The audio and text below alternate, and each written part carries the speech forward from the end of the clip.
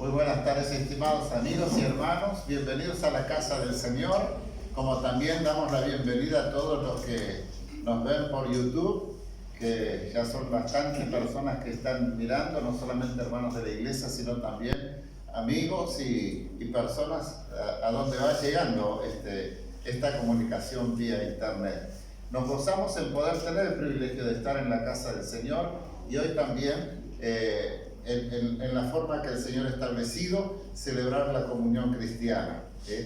Muy bien, entonces vamos a dar comienzo con una lectura de la palabra de Dios que nos va a entregar aquí el hermano Robert en el Evangelio de Juan capítulo 3, verso 14 al 19.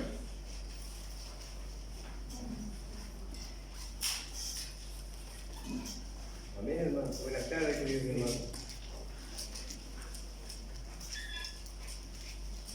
Como Moisés levantó la serpiente en el desierto, así es necesario que el Hijo del Hombre sea levantado, para que todo aquel que en él cree no se pierda, mas tenga vida eterna. Porque de tal manera amó Dios al mundo, que ha dado a su Hijo unigénito, para que todo aquel que en él cree no se pierda, mas tenga vida eterna.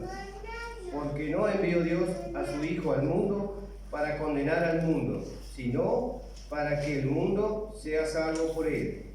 El que en él cree no es condenado, pero el que no cree ya ha sido condenado, porque no ha creído en el nombre del unigénito Hijo de Dios.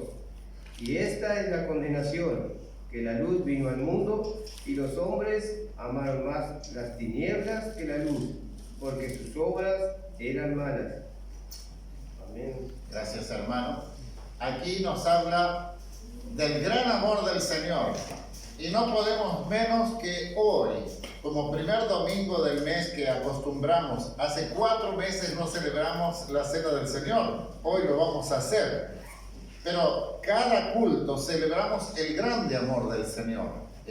Y aquí acabamos de leer esto en el Evangelio, porque de tal manera, y esto es maravilloso porque a pesar de lo que somos o de lo que hemos sido, el Señor nos amó y ha dado a su Hijo unigénito para que todo aquel que le cree no se pierda. Nos ponemos de pie y cantamos con mucho entusiasmo este maravilloso himno que Cristo me ama.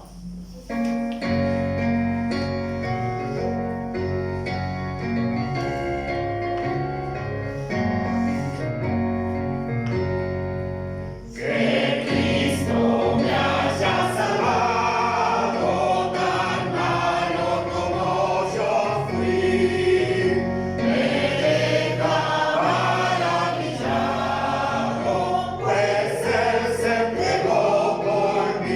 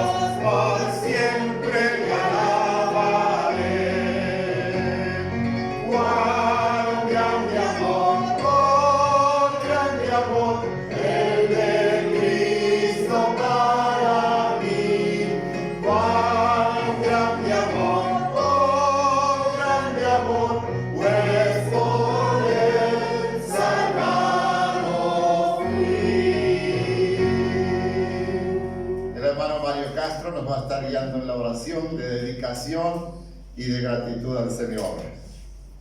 Padre bueno y eterno, te alabamos y bendecimos Amén. tu nombre. Agradecidos estamos, Señor, porque hasta aquí nos has cuidado de todo mal, Señor, has tenido cuidado de cada uno de nosotros. Por tu misericordia y tu gracia estamos unidos para alabarte, para glorificar tu santo nombre. Ayúdanos, Señor, a seguir en este camino, que es la única esperanza que nos queda, Señor, en la tanta maldad. Pedimos que nos guíes, ayudas a guiar a nuestros hijos, Señor, en este camino. Amén. Y ayúdanos, Señor, a estar más unidos que nunca, Señor. Sí, Señor. Para predicar tu santa palabra. Te damos gracias por todo, Señor. Ayúdanos, perdónanos, Señor, si fallamos, si pecamos contra ti. Te damos gracias por todo, Señor. En el nombre de Jesús. Amén. Amén. Abrimos nuestras Biblias en la primera epístola de Pablo a Timoteo, capítulo 1. El pastor Sebastián va a estar dando lectura. Tenemos allí también el testimonio del apóstol Pablo acerca de este grande amor y que por su gracia infinita hemos sido escogidos para salvación.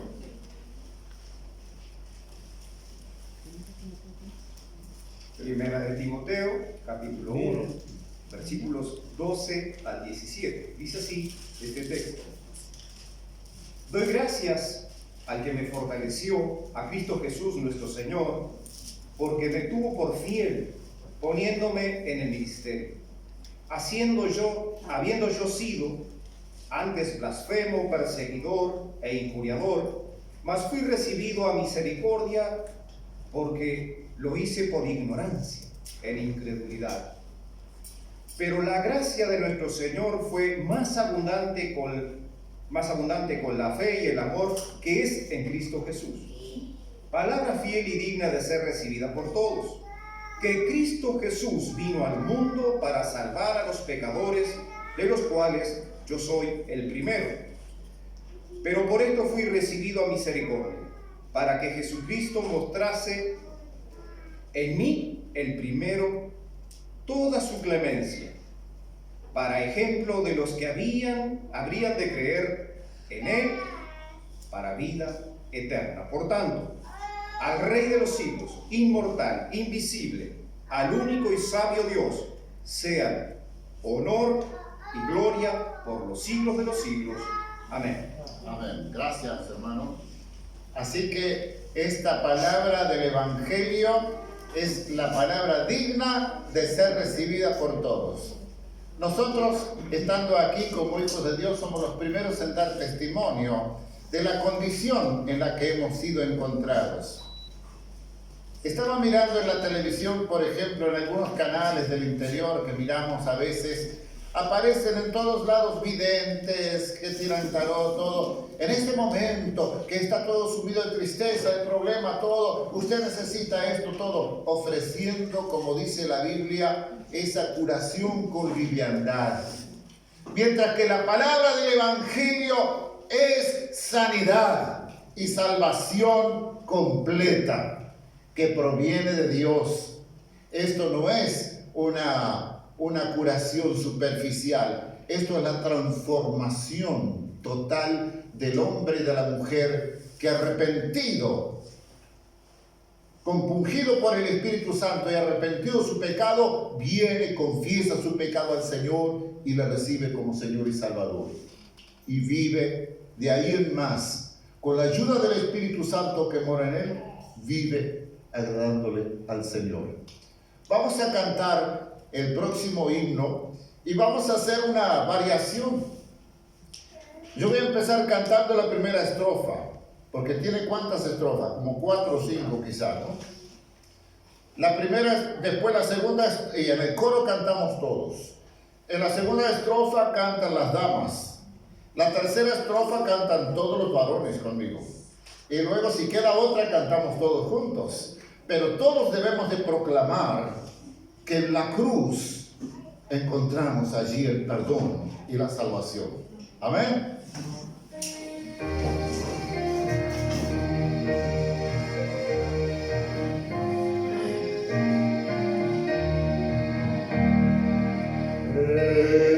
Herido, triste, a Jesús mostréle mi dolor.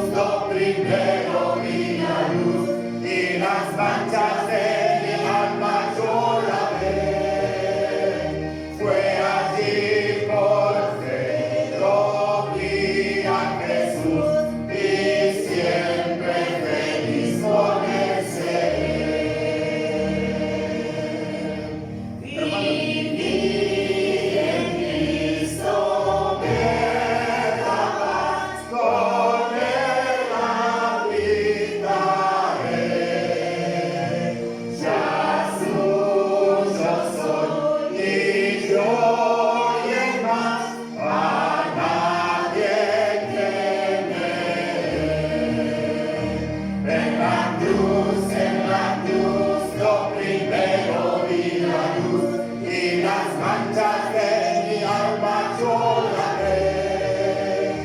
Fue así por fe, lo vi a Jesús y siempre feliz con él seré.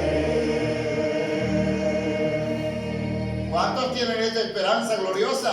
Amén. Amén. Hermana Liliana, ¿quieres guiarnos en oración, en gratitud al Señor por esto tan maravilloso que el Señor ha hecho y aún continúa haciendo a favor nuestro? Amado Padre que estás en los cielos, te alabamos y te bendecimos. Sí, Señor. Te agradecemos, Padre Santo, por eso que has hecho, Señor amado, de entregar a tu Hijo en la cruz por nuestros pecados. Gracias, Padre Santo, porque siempre tenemos la convicción de que tú estás con nosotros en todo momento. Amén. Gracias porque tú nos cuidas y guardas en todo momento. Sí, Señor. Gracias por lo que has hecho aún y lo que harás en nuestra familia, Padre Celestial. Gracias. Porque sabemos y confiamos en ti, Señor. Sí, Señor. Vas a hacer grandes cosas, Señor. Dejamos todo en tus manos y te culto, Señor. Gracias por cada hermano que viste aquí. Amén. Que bendiga cada hogar y cada familia en este tiempo, Amén. más aún en aquellas personas que están en prueba y aflicción, Señor, de enfermedad también. Dejamos el resto del fruto en tus manos, todo se haga de acuerdo a tu voluntad y pedimos que perdones nuestras faltas, nuestros pecados, en el nombre de Jesús. Amén. Amén. Y amén. Tomen asiento, hermanos. Quisiera decirles, antes de entrar en la meditación de la palabra de Dios, que en esta semana, cuando salí a entregar el boletín de la iglesia, hice más o menos, creo que más o menos unos 48 hogares por ahí habré estado. No en todos encontré la gente para saludarlos, pero un buen número. Y lo importante fue encontrar el buen ánimo, todos contentos, todos agradecidos a Dios porque están bien de salud, porque están cuidados por el Señor. Y esto es muy lindo, saber que en nuestra congregación todos están sanos, que todos están bien. Y eso es muy bueno, hermanos. Saben que en otros lados hay mucho dolor, hay mucha enfermedad, hay mucha muerte, hay hambre también, hay necesidad de trabajo, hay necesidades de asistencia médica. Y nosotros, gracias al Señor, tenemos todo. Tenemos que ser agradecidos y seguir siempre cubriéndonos en oración, orando unos por los otros. Muy bien, entonces esta noche, como celebramos la Cena del Señor, quisiera reflexionar un poco acerca de este tema.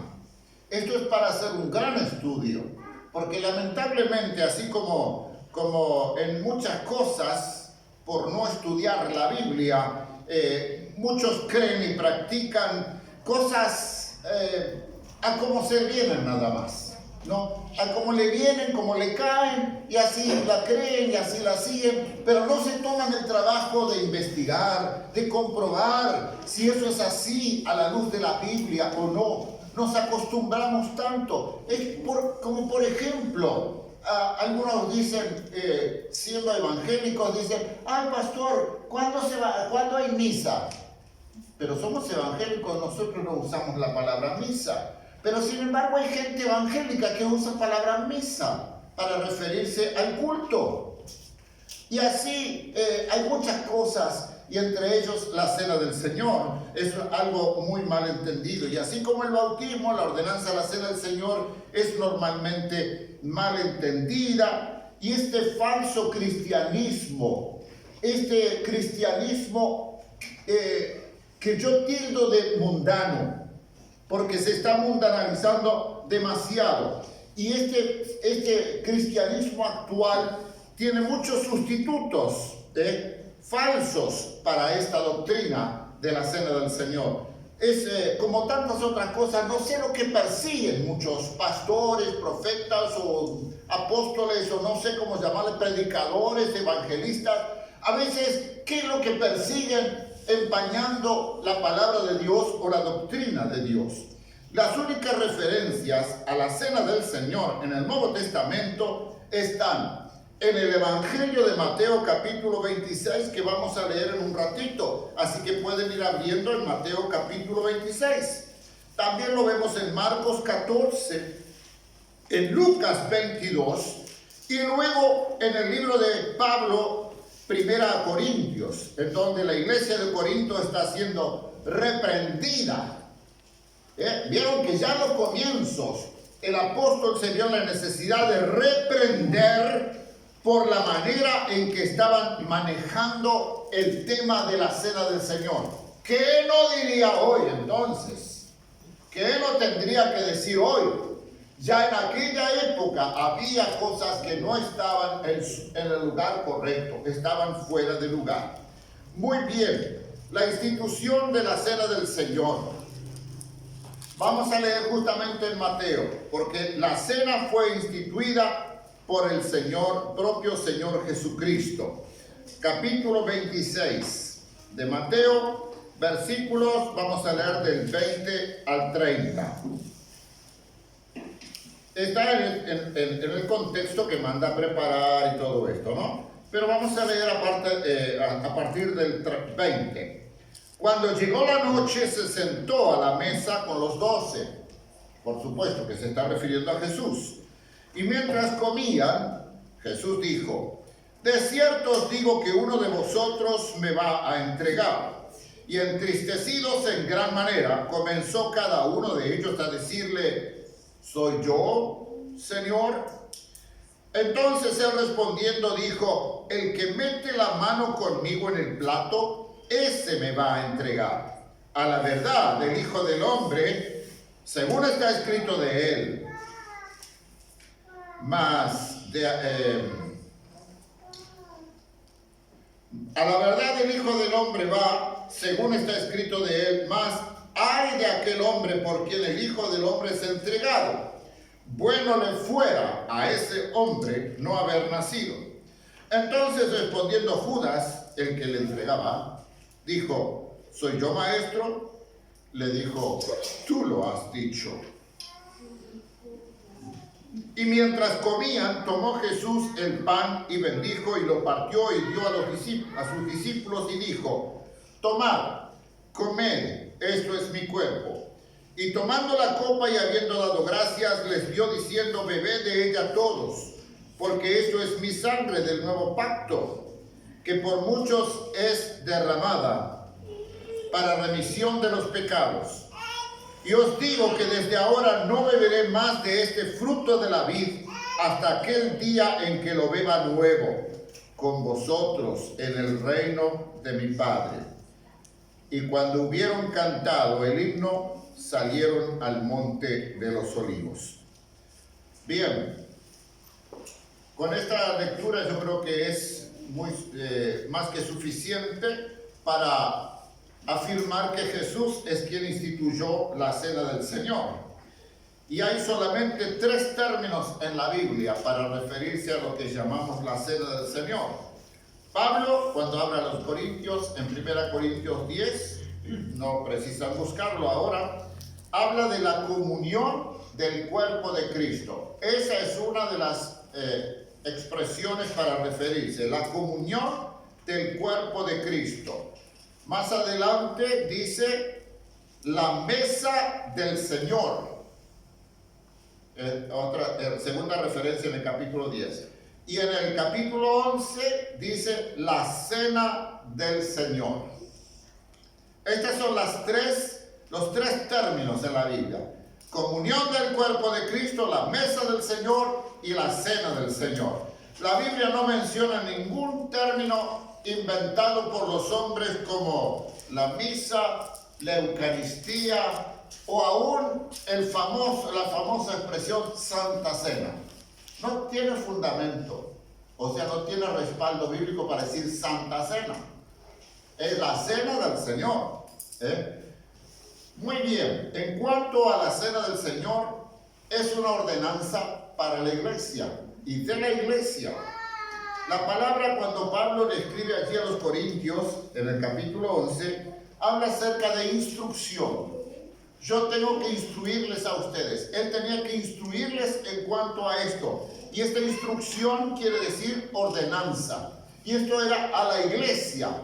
Le estaba instruyendo a la iglesia. De ahí que esto no es una ordenanza o una celebración para que Juan de los Palotes se le ocurre y lo hace en su casa con su esposa y con sus hijos, por ejemplo.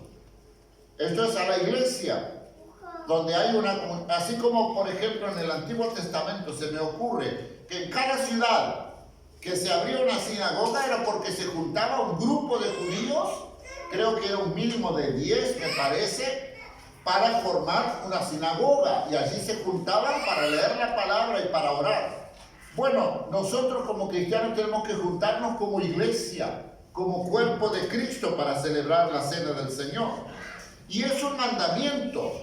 Según el apóstol Pablo, Jesús, cuando habla en el capítulo 11, 1 Corintios, dice que Jesús dijo, tomad, comed, haced. Son imperativos. Esto lo ordenó el propio Señor Jesucristo. Y los elementos que el Señor usó, que esto es otro detalle, que nosotros, si vamos al caso, tenemos alguna falencia también aquí, ¿no? Porque el pan que usa, y que Pablo hace referencia en 1 Corintios 11, 23, como también en Mateo capítulo 26, se habla de los panes sin levaduras, que era la celebración judaica. Era la celebración de la Pascua, el día de los panes sin levadura. El pan es simbólico del cuerpo de Cristo,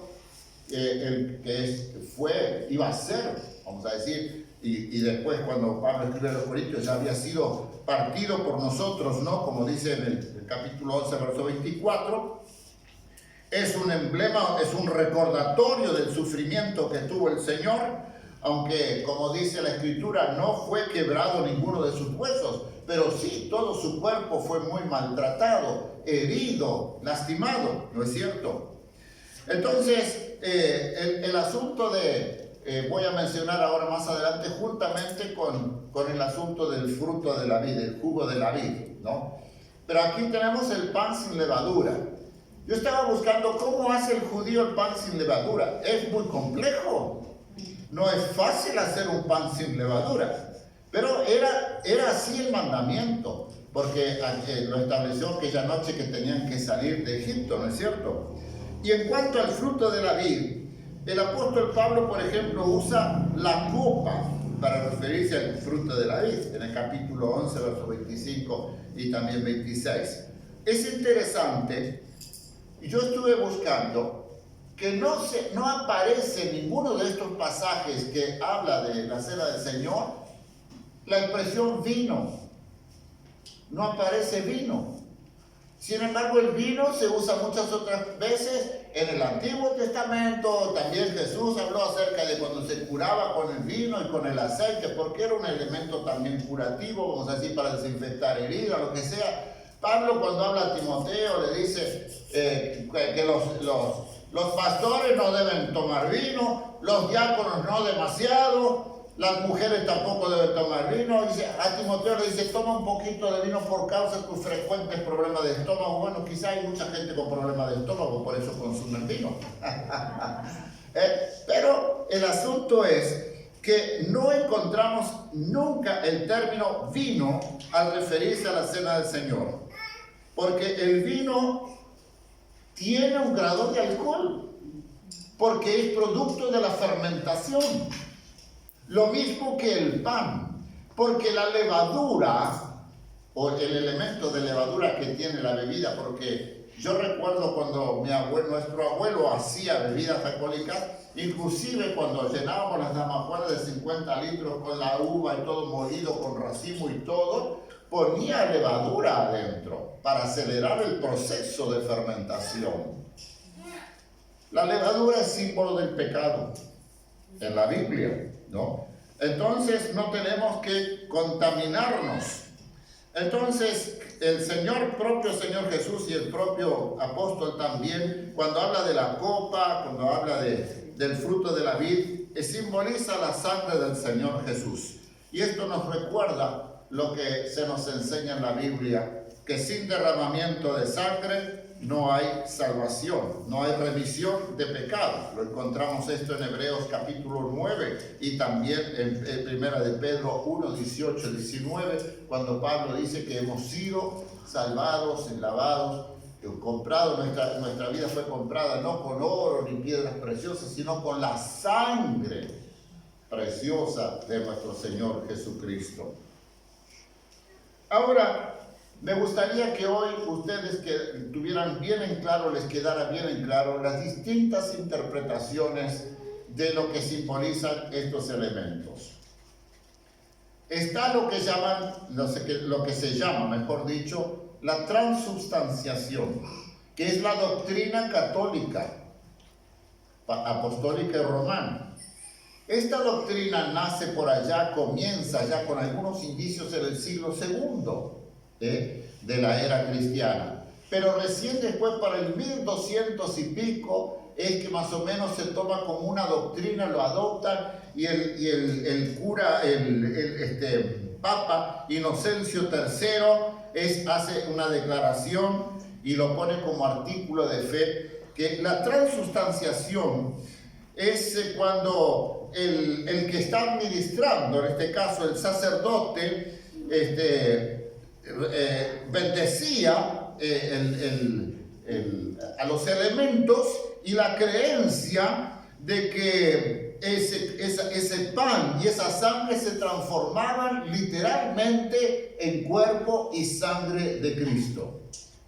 De ahí que, por ejemplo, cuando hablamos con alguna persona que cree esto, y bueno, porque usted necesita recibir a Jesucristo, yo lo he recibido. Ah, sí, ¿cuándo? Y yo cuando tomo la hostia, yo recibo a Cristo. Dice, no. Este es un concepto muy generalizado en base a esta doctrina totalmente errada a la luz de la Biblia, ¿no? Entonces, esta doctrina afirma que cuando Cristo dijo, esto es mi cuerpo, sus palabras tenían un significado literal, ¿no? Según la doctrina de la Iglesia Católica Romana, el sacerdote oficia en el sacrificio de la misa por el poder que Dios le ha dado. Él transforma el pan y el vino en verdadero cuerpo y verdadera sangre. Ahora, dice, inclusive que piensan que como Cristo completo está presente en cada elemento, entonces de allí surgió la idea de que no es necesario que los comulgantes tomen el vino, porque está presente en cualquiera de los elementos. Entonces, generalmente la persona come la hostia, el pan, y el vino se lo toma el que oficia. O a veces pasa que el sacerdote moja la hostia en el vino y a veces pero eso no es muy común. Ahora, en cuanto a la transformación, en uno de los muchos libros de testimonios de sacerdotes convertidos al Evangelio, recuerdo uno que se había enfermado el sacerdote. Entonces lo tuvieron que llevar a otra ciudad y estuvo internado varios días o algunas semanas. Y cuando retorna ya curado a su parroquia, va a la cena y donde tenía guardada la hostia preparada, estaba todo agusanado. Entonces, él da testimonio, todo ese libro es un testimonio de ese sacerdote, y dice, ahí me di cuenta qué equivocado estaba yo, pensando que eso es el cuerpo, porque si fuera el cuerpo de Cristo, no se vería corrupción, no se podría echar a perder, no se puede agusanar. Y ese fue uno de los varios elementos que lo empujaron a buscar la verdadera fe en la palabra de Dios. La otra doctrina, no sé si les quedó claro, espero que sí. La otra doctrina que es un poquito mejorada, porque proviene de un ex sacerdote como fue Martín Lutero. Esta es la doctrina de la Iglesia luterana, que se llama consubstanciación. La católica tiene la transubstanciación, que considera que se convierte literalmente en cuerpo y sangre de Cristo con la bendición del que oficia la ceremonia. La consubstanciación no aceptó la doctrina de la transubstanciación, rechazó el concepto de que la misa tuviera algún poder, algún valor como sacrificio, ya sea para los muertos o los vivos, pero en su lugar puso esta doctrina, y esta doctrina establecía que aunque el pan y el vino permanecían esencialmente sin cambio, Misteriosamente el cuerpo y la sangre de Cristo estaban en y bajo ellos.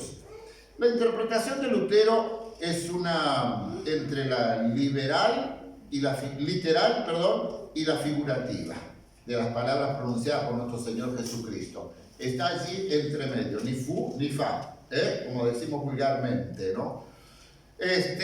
Porque Lutero argumentaba que las palabras debían tomarse literalmente en el sentido de que quien tomaba el pan y el vino comía realmente la carne del Hijo de Dios y bebía su sangre. Sin embargo, no había transformación de los elementos usados.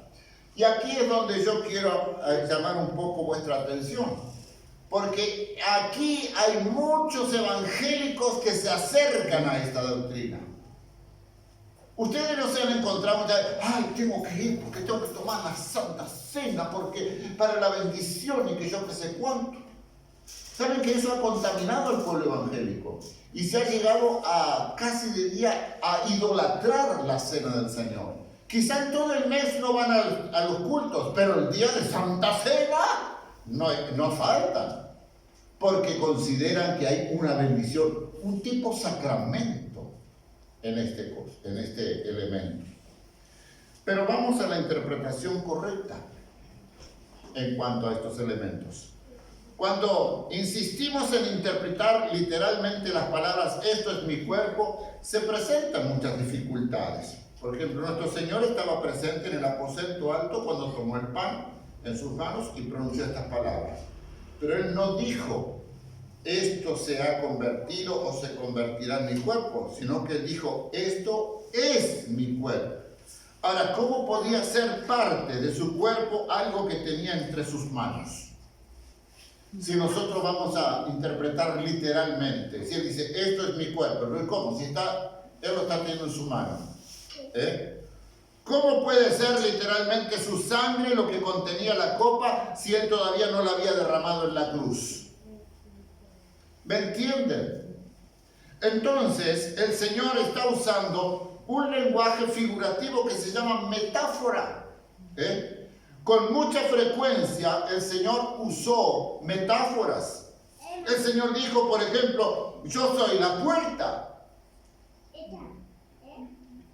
Yo soy el camino. O como dijo, yo soy la estrella resplandeciente de la mañana, que lo dice en el Apocalipsis capítulo 22. Entonces, si tomáramos literalmente esta afirmación, esta expresión, yo soy la estrella de la mañana, entonces estaríamos adorando el planeta Venus, que es la estrella de la mañana. Estaríamos adorando el planeta Venus y estaríamos afirmando la presencia mística del Señor en Venus. Pero tomándolo como metáfora, nos ilustra la verdad gloriosa de la venida del Señor. En Mateo capítulo 13, verso 38, el Señor dice que el campo es el mundo. Está usando metáforas. 1 Corintios 10:4 leemos que la roca golpeada por Moisés era Cristo, y aquella roca era Cristo, dice Pablo. En Apocalipsis 1:20, los 7 candeleros son 7 iglesias en Asia. Otras figuras. Esto es mi cuerpo, significa que el pan representa el cuerpo de Cristo. Y cuando dice esto es mi sangre, significa que el fruto de la vid representa la sangre de Cristo. Son simplemente, únicamente símbolos que no debemos adorarlos, ni pensar que lo toco, lo como, ya voy a tener una bendición, algo especial me va a acontecer. Porque es un mandamiento para llevarlo a cabo. Y es una bendición en la obediencia. Es una bendición de la relación que nosotros tenemos con el Señor. Un significado simbólico y espiritual es lo dado por las siguientes razones. Porque el comer y el beber son equivalentes a venir y creer. ¿Se acuerdan cuando vimos hace algún tiempo en el estudio del Evangelio de Juan que hacíamos en 3 semanas? Cuando Jesús habla acerca de que si ustedes no comen mi carne y si ustedes no beben mi sangre, en el capítulo 6 del Evangelio, y ahí la gente dice, ¿cómo vamos a ser caníbales? No, como si la ley nos prohíbe comer sangre. Y la gente empezó a disparar y dejaron a Jesús. Y los discípulos estaban allí petrificados y Jesús les dice, ¿qué pasa? Señor, las palabras que tú hablas son muy duras. ¿Ustedes quieren irse también? No entendían que Jesús se estaba refiriendo a una relación personal con él. Cuando hablaba de comer su cuerpo, su carne y beber su sangre.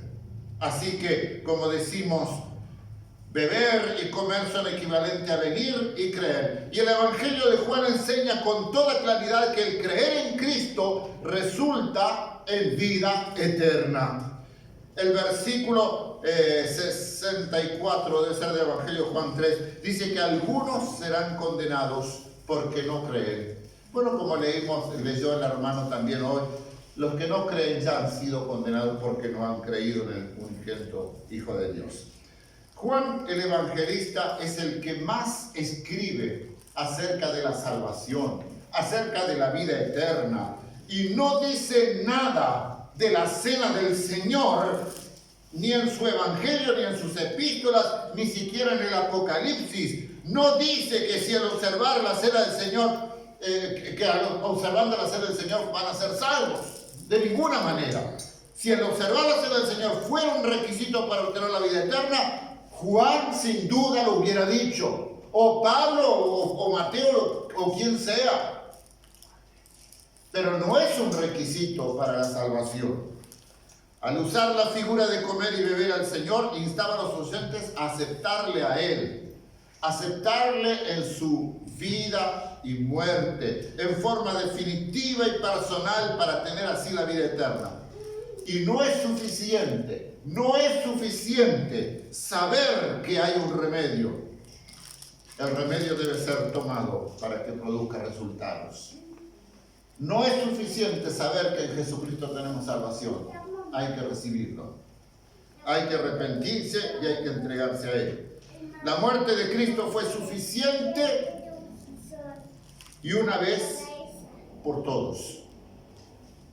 Esto es lo que hoy está minando el cristianismo contemporáneo. Parece que Cristo ya no es suficiente.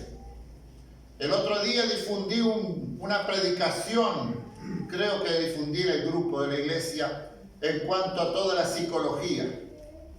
Todos los que promueven todas las otras ciencias que no son ciencias, sino que son filosofías, el apóstol ya nos había advertido que no seamos engañados por todas falsas filosofías y falsas ciencias. Porque Cristo, nadie mejor que Pablo, lo presenta como el todo suficiente. Amén. El todo suficiente. Le decía hace algunos días a un pastor que me ofreció asistencia psicológica si llegaba a necesitar por los efectos de la cuarentena. ¿Qué está pasando? Le digo, con el ministerio cristiano, hermano. ¿Qué está pasando? Que los pastores necesitan ahora asistencia de psicólogos. ¿Dónde estamos parados? ¿Dónde está puesta nuestra fe? ¿Dónde está Cristo? ¿O Cristo se ha visto tan debilitado que hay que sostenerlo con tutores? La repetición de sacrificar a Jesús que usan los católicos es una negación de la consumación o de la obra terminada, para decirlo en términos más común, de Jesucristo en la cruz. Cuando Él dijo, consumado es. Si fue consumado cuando Él murió allí en la cruz, ¿tendremos necesidad de sacrificarlo todas las semanas o todos los días? Esto es terrible, hermanos.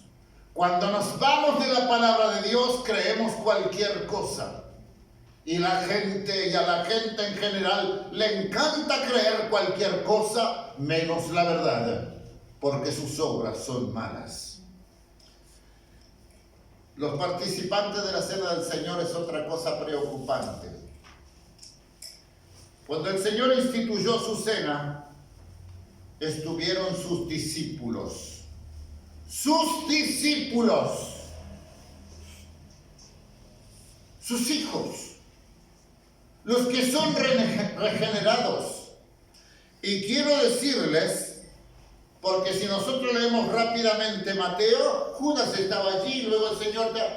Pero Juan, en el Evangelio de Juan, capítulo 13, Juan nos dice que Judas Iscariote salió antes de que el Señor instituyera la cena.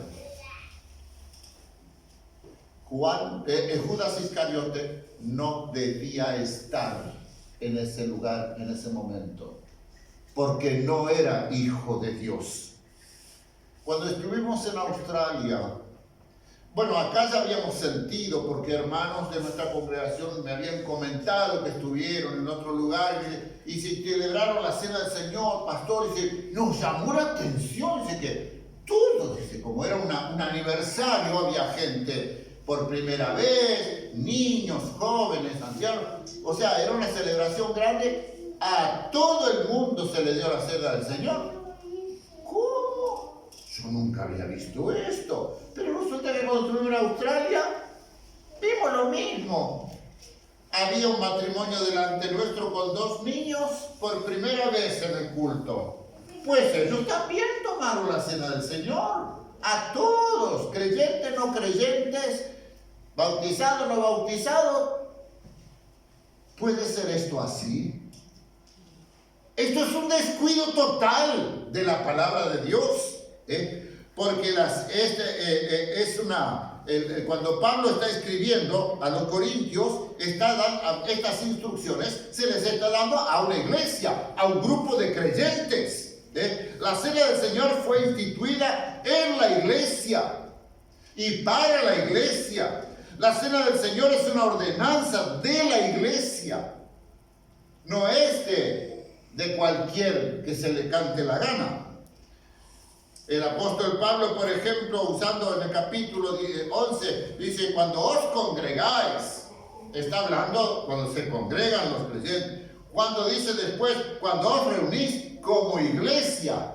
¿Qué es la iglesia? Es la asamblea. Eclesía significa asamblea. Es el grupo de personas que creen lo mismo, que están en lo mismo, que tienen la comunión, que tienen la misma fe, la misma meta.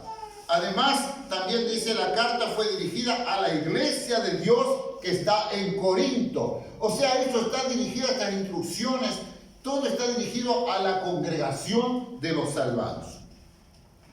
Claro, aquí también hay un poco de distintas interpretaciones. Por ejemplo, está algunas congregaciones, y yo respeto el criterio de las congregaciones, si por ahí, por ejemplo, hay iglesias bautistas que solamente pueden participar de la cena del Señor los miembros de esa iglesia, ni siquiera miembros de otra iglesia bautista. O sea, esto es una comunión cerrada.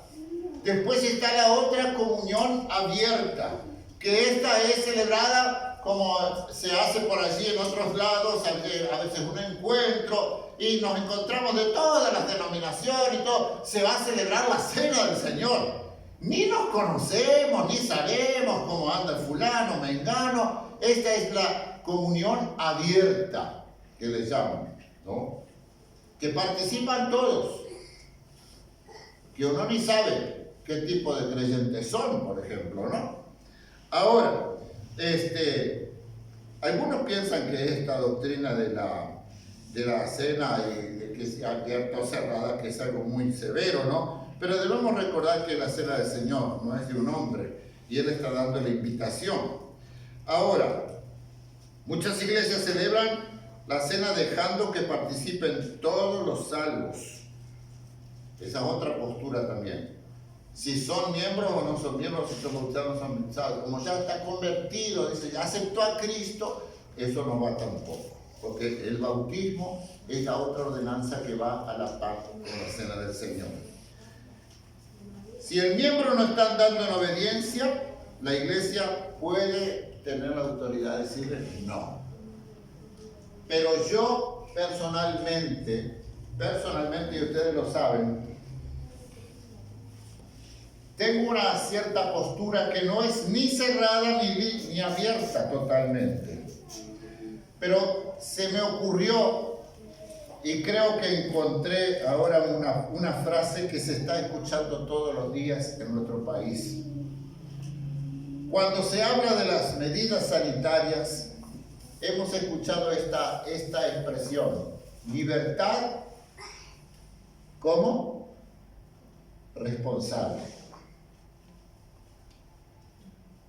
Quiero explicarles lo que yo pienso en cuanto a la cena del Señor, de esa libertad responsable. El apóstol Pablo habla, cuando habla a los corintios, acerca de la seriedad de participar de la cena del Señor, tanto que dice que si alguien come sin discernir el cuerpo, sin tenerlo claro, sin estar en esa comunión del cuerpo, está acarreando juicio para sí. Y por esa causa, dice, muchos que toman la cena del Señor indignamente se enferman y pueden morirse anticipadamente. Es una palabra que no la toman los cristianos en general, no la toman muy en serio. Porque yo he visto a adúlteros, a fornicarios, a ladrones y mentirosos tomar la cena del Señor. Ahí no pasa nada. ¿Me entiende? Pero el Señor sabe todas las cosas y toma cuenta de esto. Por eso digo libertad responsable, que Pablo dice: cuando vais a tomar la cena del Señor, cada uno examínese a sí mismo. Esto es la responsabilidad de cada uno de nosotros. Examinarnos a nosotros mismos delante de Dios. Es un mandamiento y hay que obedecerlo. Pero algunos no lo obedecen porque dicen: no quiero pecar contra Dios, porque no estoy bien. ¿Y por qué no estás bien? No, porque yo no tomo la cena del Señor porque tengo problemas con... ¿Y por qué no lo arreglas? ¿Me entiende? Así que tomar la cena del Señor porque tener problemas con el otro es más pecado que no arreglar tu problema con la otra persona. ¿Me entiende? Libertad responsable. Somos llamados a la comunión de Cristo por la común fe en Él como Señor y Salvador. Vamos a participar de este acto ahora. Y como tenemos que hacerlo de una forma un poco ordenada, vamos a comenzar en un momento y vamos a hacerlo aquí adelante. El pan, cada uno tomará su pan y su copa y se lleva la copa para su asiento. Y luego la tomamos y dejan la copa en la silla. Nosotros las recogeremos después, para evitar esas demoras que suelen darse cuando celebramos la cena del Señor, porque ya estamos en la hora. Nos ponemos de pie, hermanos, y vamos a orar.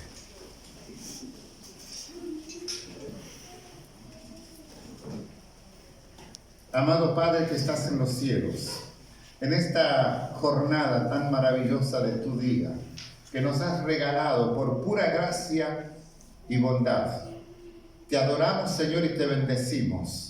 Tú eres digno, Señor amado, de nuestra fidelidad, del hecho de creer en ti, Señor, creer a tu palabra. Tú eres digno, Señor. Y como dice el apóstol Pablo, es una palabra digna de ser recibida por todos. Y cuánto anhelamos que mucha gente reciba la palabra del Evangelio, reciba el mensaje evangélico que proclama el sacrificio de Jesucristo en la cruz para remisión de nuestros pecados, para todos aquellos que arrepentidos recurren a Él. y le miran y le aceptan y le entregan el control de su vida. Te damos gracias porque, como dice el apóstol Pablo, que todas las veces que celebramos este acto, estamos anunciando la muerte de nuestro Señor para vida eterna. Pero también estamos mostrando al mundo nuestro compañerismo, nuestra comunión en el Espíritu, nuestra común fe en Jesucristo, esa vida en común que tenemos, vivir de acuerdo a la palabra tuya y de acuerdo a la dirección, a lo que produce tu Espíritu dentro de nuestro corazón. Te pedimos, Señor, que nos libres de andar por malos caminos, de andar por malas creencias, que nos libres, Señor, de ser engañados por falsas y huecas filosofías de este mundo. Pedimos perdón, Señor, por la contaminación doctrinal que se está dando desde siempre, pero en los últimos tiempos con más intensidad. Señor, no nos sorprende, tú nos has advertido, pero te rogamos, Señor, que nos libres de ser arrastrados por este error. Consérvanos en tu gracia, concédenos ser, Señor, integrantes de ese grupo, Señor amado, que perseveramos fieles hasta el fin. Señor amado, tú sabes quiénes somos, quiénes seremos. Rogamos, Señor, que nos guardes y nos concedas tu gracia de ser fieles hasta el fin. Que nada ni nadie pueda separarnos de ti. Sabemos, Señor, que aferrados a ti, de tu mano, nadie nos podrá arrebatar de tu mano. Gracias, Padre, porque nos das la gracia de escuchar tu voz, de conocer tu voz. Oh, Señor, manténnos siempre despiertos, sobrios y velando en toda oración y súplica. Oramos, Padre, que bendigas a cada hermano ahora el participar de estos elementos simbólicos, pero que representan la realidad que hay en nuestro corazón y en nuestro relacionamiento como hermanos en la fe. Te pedimos, Señor, que nos ayudes a intensificar el amor, la comunión de Cristo entre nosotros. Te lo pedimos en el nombre de Jesucristo. Amén.